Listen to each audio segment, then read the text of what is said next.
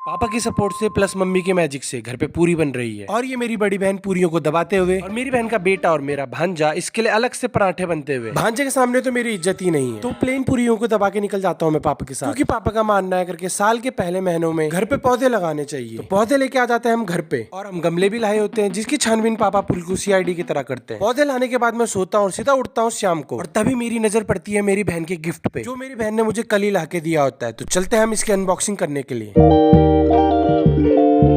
पर जैसे मैं अपने कमरे पे पहुंचता हूँ, पता नहीं कौन सी गलती पे मेरी मम्मी मेरे को सुनाने लग जाती है। थोड़ी देर तक मम्मी की डांट सुनने के बाद मम्मी को खुद ही हंसी आ जाती है।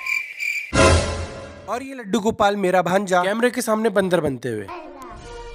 और फाइनली अब बारी आती है इसकी अनबॉक्सिंग की, और इसकी ओवर एक्टिंग के 2 पैसे कट। तो फाइनली डब्बे से सामान तो निकल चुका होता है, ओवर एक्टिंग के 2 पैसे फिर से कट। उसके बाद बजाता हूँ मैं एक भजन फेमस बाबा के। अगर आप उन बाबा को जानते हो तो कमेंट करो उनका नाम। राधे राधे। तो बारी बारी से प्रोडक्ट की टेस्टिंग कराते हैं हम सभी से। पहले पापा झूमते हैं,